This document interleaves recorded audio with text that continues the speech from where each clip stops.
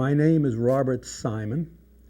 I was born in the Bronx on November 11th, 1924. I was born into a middle-class Jewish family. My father was in the fur business, and my mother was a homemaker.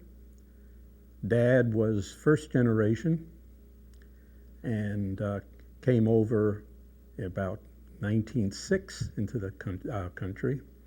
My mother was born in New York at the Lower East Side, and she descends from Jews that came over from Poland and in the 1880s following the assassination of Tsar Alexander II, which caused so many pogroms, and they fled as a young couple. We moved to Brooklyn, and for most of my years in Brooklyn, we lived in a two-family house that was also occupied by my mother's sister and her family. So we were sort of an extended family, very warm. I was rather well sheltered for the time. Hardly was aware during the 30s that there was a Great Depression on, although things actually were tight, but my parents managed to keep us pretty well insulated from that. My schooling was in Brooklyn, grade school and high school. I was a better than average student, probably in the upper 10% of my class in high school. And I had skipped a few times in grade school, so I got out of high school about the age of a little over 16 and went on to CCNY, the College of the City of New York, entering there in 1941, just before Pearl Harbor, studying chemical engineering. I wasn't too happy at at City College at that time. The war was on, and my thoughts were elsewhere, and my grades were sort of dropped off significantly. And it was with a bit of relief by the time I got to be 18 and subject to draft that I began to think actively of the military service and what part I should play in it. I finally decided that I wanted to do some flying as part of in military service, and it's sort of amusing the criteria by which I arrived at that judgment.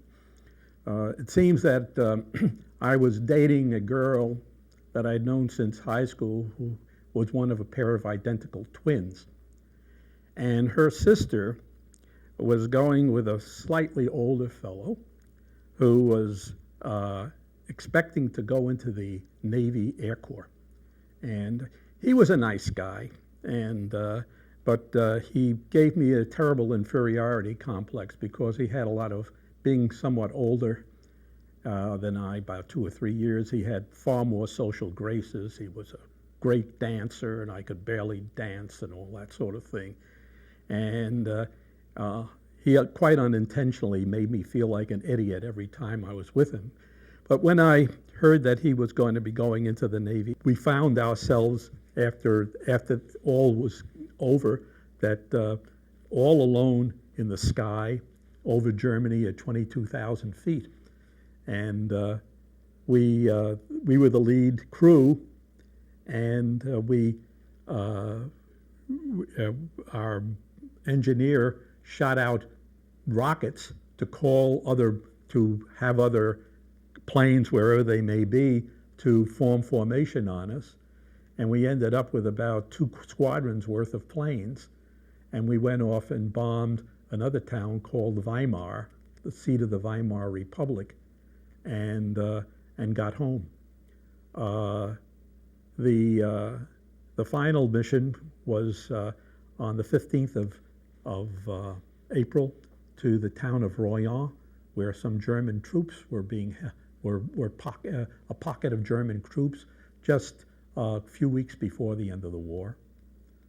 And We and that was the close of our combat time there. After that, the only other thing that happened was that there was a mission that we were on to a newly captured. This was just about a week before the end of the war. A newly captured German air base at Hörsching in Austria, just outside of Linz, and where they had brought together several thousand newly liberated Allied prisoners of war. And we were supposed to go down there and fly them out to various destinations. It turned out that we landed there, and all the planes were parked nose to nose, wing to wing, wingtip to wingtip along the runway, and but one plane that was landing evidently didn't land very straight, and his wingtip crashed into the nose of our plane while I was in the nose and ripped it right off, and missed me by about 2 feet. It was a real. It turned out that whereas all the others picked up their prisoners and flew off, we were stuck there until something could be done, and which some of us greeted as a great opportunity for adventure. And to make what we finally realized happened was that there was somebody had told us that there were a lot of newly released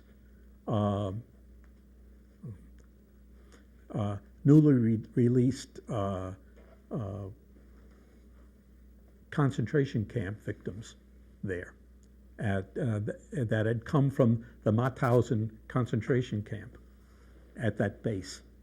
And I went to see them, and for the first time I actually saw face to face these skeletal derelicts. It was a very soul-touching experience. But about 2 or 3 weeks later, we flew our ship back to the United States via Wales, Iceland, Greenland, Labrador, and finally to Bradley Field. And we went home for about a 4-week leave, and then we expected to reassemble to fly to get training in B-29s to fly the war in Japan. But while we were away this was in late June, early July of 1945, that all changed, probably because they knew that the atomic bomb was going to be used, or very likely going to be used.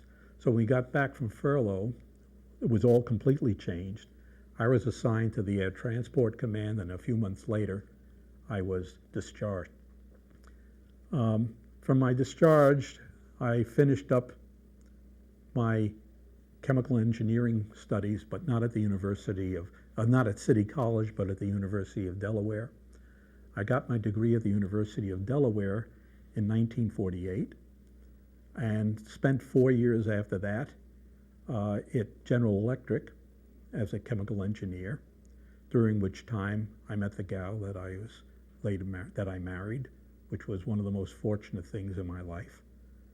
And we spent, after 4 years at General Electric, I left General Electric, went to Yale as a graduate student, and got my PhD there in 1957.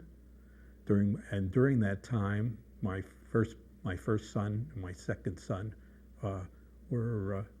my first son was born at Yale, and we then, following Yale, I went to work as a chemical engineer for the Monsanto company and spent the major part of my career in Springfield, Massachusetts, and we had two daughters, so two boys and two girls. We were really building up the population through the baby boom period, and I had a very